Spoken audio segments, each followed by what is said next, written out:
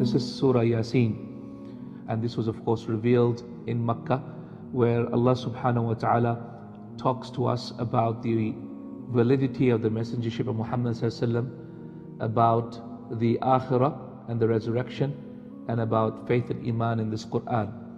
This surah, as the scholars of Islam mention, Allah subhanahu wa ta'ala continuously goes around these three topics again and again. So at one point he'll mention how Muhammad sallallahu alaihi wasallam is definitely a right prophet, how this Quran is definitely the best of books and a valid book that they should all take and pay attention to. And number three, how the day of judgment is going to come and it is going to be so difficult upon those who disbelieve in this Quran. This surah is one of the surahs that the Prophet ﷺ used to love to recite. In fact, the linguistic imagery of the Quran in this surah is exquisite.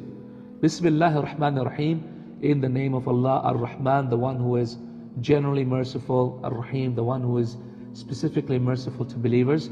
Yasin.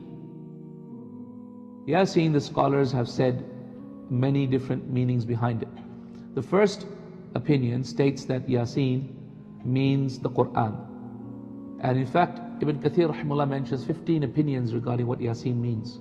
So some of the scholars said Yasin means the Quran. Other scholars said Yasin means Ya Nas. Therefore, sometimes in the Arabic language, out of poetry and out of beauty, instead of actually saying all of the letters, only some of the letters of these phrases and words are mentioned.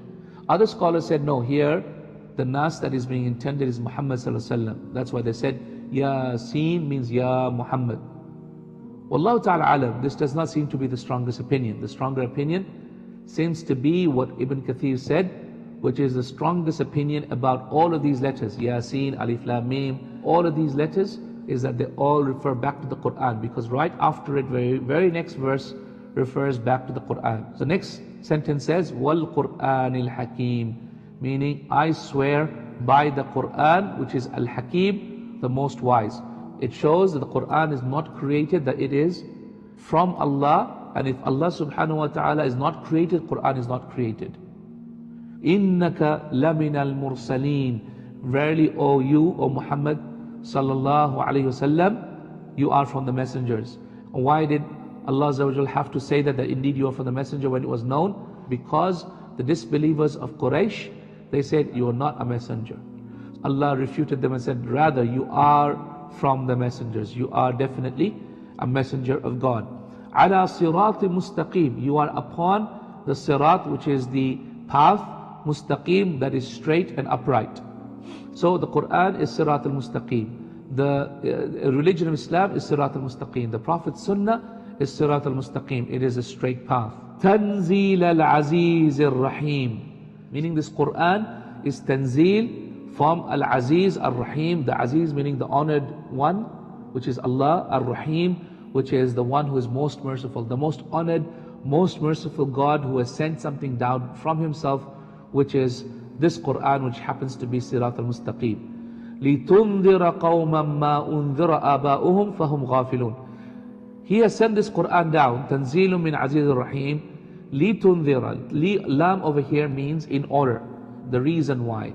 So why was this Quran revealed? لِتُنذِرَ, in order that you may to warn a people, مَا أُنذِرَ آبَاؤُهُمْ, to warn a people whose forefathers were never warned. And whose forefathers were never warned? The Quraysh, because Quraysh had never had a prophet sent to them. فَهُمْ غَافِلُونَ, as a result they are completely unaware, completely lost, and completely oblivious to the truth of what is being proposed here. The other meaning of ma over here could meaning that which their forefathers were already warned about. You have been sent to a people in order to warn those people who were already warned, meaning the forefathers were already warned about the coming of this messenger and about the meanings of this Quran. فَهُمْ غَافِلُونَ, verily indeed they are people that are oblivious to the truth. لَقَدْ حَقَّ الْقَوْلُ عَلَى أَكْثَرِهِمْ فَهُمْ لَا يُؤْمِنُونَ. It says that indeed the haqq, meaning the truth, has already been established upon the majority of them, so they will never ever believe, meaning Allah has closed their hearts to guidance. their fate is sealed. Sometimes a person may say a word which angers Allah so much that He will completely close your door to guidance. And sometimes a person may say a word which Allah loves so much that He will write for you forgiveness and mercy and entry into Jannah despite all other sins that you do after it. So one of the things, for example, that makes Allah angry, as an example, is mockery, especially of Islamic things. In fact, many a times when people mock Allah or mock His deen or mock His Prophet or mock His Quran, on the other hand, Allah subhanahu wa ta'ala loves praise. Allah loves dua. Allah loves dhikr. So it may be because of a praise or a dua or a dhikr that you do, for which Allah subhanahu wa ta'ala will write for you forgiveness forever. In fact, it was reported in an authentic hadith that Rasulullah sallallahu alaihi wasallam and his companions were walking down a road. They came past the house of Ibn Mas'ud radiallahu ta'ala anhu. They heard Ibn Mas'ud making dua to Allah. Ibn Mas'ud was praising Allah copiously. And then at that point, Rasulullah sallallahu alaihi wasallam stopped. He heard Ibn Mas'ud making dua, and then he said, ask him, he will give you.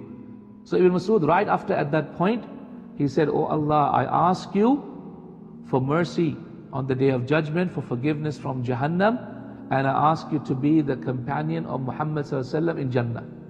So at that point, Rasulullah sallallahu alaihi wasallam said, he has been given, he has been given.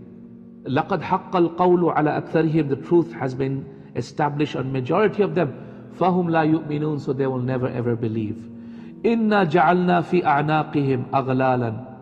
Verily we have put in their anaq, in their necks, aghlal meaning locks. فَهِيَ إِلَى الْأَذْقَانِ. So the locks reach the chin. فَهُمْ مُقْمَحُونَ. So they have raised necks looking down. The scholars said this means that Allah Azza wa Jalla has put locks around their necks, so they're not able to turn to the hidayah of the guidance of Muhammad sallallahu alaihi wasallam when it does come to them. Other scholars said no, Allah subhanahu wa ta'ala has tied their hands to their necks, meaning that Allah has put their deeds and with their necks together, they are not able to now go and accept Islam, nor are they able to turn towards the hidayah and guidance when the hidayah and guidance comes to them. The scholars of Islam said, or Tafsir said, that this verse was revealed regarding Abu Jahl.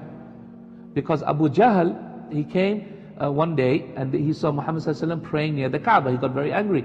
So what did he do? He took a boulder and then he came near Muhammad sallallahu alaihi wasallam, and then what did he do? As he was coming close, he was lifting it up. As he was lifting the boulder up, his hands became paralyzed and stuck to that position. So all he could do is just drop the boulder, and the boulder just dropped in front of him, and of course he could not get to Rasulullah sallallahu alaihi wasallam. So he came to these people who were his friends, the Makhzumiyah, and he told them what happened, meaning, oh my God, I put this boulder and my hands could not move. So as a result, this verse was in reference to him. So one of the Makhzumiyah, one of the children of the Makhzumiyah, what he did was, he took a sword, so as he reached in front and he went to the Kaaba, he simply couldn't find him. Where is Muhammad sallallahu alaihi wasallam? He's not there. Where is he? Actually, he was in front of him, right there in front of him. But he could not see. And so the scholars of Tafsir said the second verse was revealed regarding the Makhzumiyah. What was it? The fact that وَجَعَلْنَا مِن بَيْنِ أَيْدِيهِمْ سَدًّا وَمِنْ خَلْفِهِمْ سَدًّا فَأَغْشَيْنَاهُمْ فَهُمْ لَا يُبْصِرُونَ. And we put a cover in front of them, and we put a cover behind them, and we covered them up so he could not see at all. وَسَوَاءٌ عَلَيْهِمْ. And it is equal, O Muhammad sallallahu alaihi wasallam, alayhim, upon them. أَأَنذَرْتَهُمْ.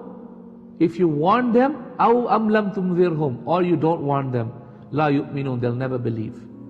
إِنَّمَا تُنذِرُ مَنِ اتَّبَعَ الذِّكْرَ وَخَشِيَ الرَّحْمَنَ بِالْغَيْبِ. Rather, Muhammad sallallahu alaihi wasallam, the one you should be warning is the one who follows the command, the dhikr, the reminder. وَخَشِيَ الرَّحْمَنَ بِالْغَيْبِ. And the one who fears Allah in secret. The one who fears Allah at the depths of night. The one who fears Allah in his house. Because it's very easy to fear Allah in front of each other, but it's difficult to fear Allah when we are alone with our families or we are alone on our own. And that is the fear that matters. فَبَشِّرْهُ بِمَغْفِرَةٍ. Then give them the glad tidings of mercy, وَأَجْرٍ كَرِيمٍ, and a noble reward which is Jannah. Inna, verily us, Nahnu, verily it is we, nuhyil mauta, we give life to the dead. Wa naqtubu ma qaddamu, and we will write down what every human being has done or put forward as deeds. Wa atharahum, and the effect of the deeds.